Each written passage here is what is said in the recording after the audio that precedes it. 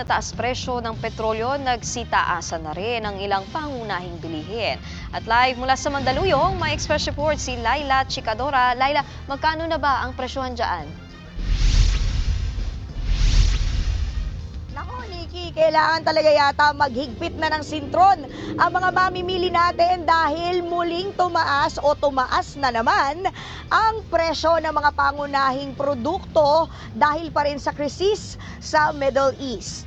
Sa mga bibili ng isda dahil Friday ngayon, eto na, nako, talaga naman isda at iba pang lamang dagat, karagdagang 20 pesos hanggang 80 pesos kada kilo ang itinaas ng mga ito. 2 hanggang 5 piso naman ang kada kilo ng imported rice, habang ang local na bigas naman ay nagkaroon ng pagtaas mula 3 pesos hanggang 8 piso kada kilo. Damay din ang mantika at itlog na nagkaroon ng 10 piso na dagdag presyo dahil pa rin sa epekto ng mahal na petrolyo. Pangunahing dahilan dyan ay ang mataas na bigay ng mga supplier na pinalala pa ng pagtaas ng presyo ng produktong petrolyo. Dahil nga rito, tumaas din ang transport at delivery fees na pasan-pasan ng mga retailer. Dahil sa sitwasyong ito, inirerekomenda na ng Department of Agriculture o ng DA ang paglalagay ng price cap o yung limitasyon sa presyo ng imported rice upang maprotektahan ang mga consumer. Nikki, nandito tayo ngayon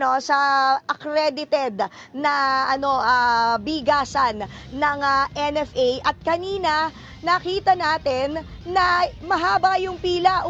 Hindi lang 100 ang pumila, kung hindi napakarami talaga kasi ang binibili na nila ay yung tagte 20 pesos na bigas o yung NFA rice, no? So, yung sa mga nakausap natin kanina, mula sa imported na bigas, ngayon pinagkakasya na lang nila sa tigte 20 pesos kada kilo ng bigas ang kanilang binibili dahil nga ang taas na raw ng bili nila sa karne, baboy, manok, gano'n na rin ng isda at ng gulay. Pero syempre, paalala pa rin po sa publiko, hindi naman lahat ay makakabili ng NFA rice dahil ito ay para lang sa vulnerable sector natin, katulad ng mga PWD, solo parent, gano'n na rin ng senior citizen at syempre, etong ating mga 4-piece beneficiary. Pero ang isa sa mga solusyon dyan ng DA ay etong tinatawag nilang binhi rice na nasa 48 pesos lang kada kilo. So pasok na pasok doon sa kanilang inirerekomendang price cap ng imported na bigas na mula 48 pesos hanggang 50 pesos. So Nikki, kung mamamalengke ka, ayan, meron ka ng guide kahit paano. Sana mabudget mo ang sweldo mo. Yan muna pinakahuli dito. Balik sa inyo. Same to you, Laila.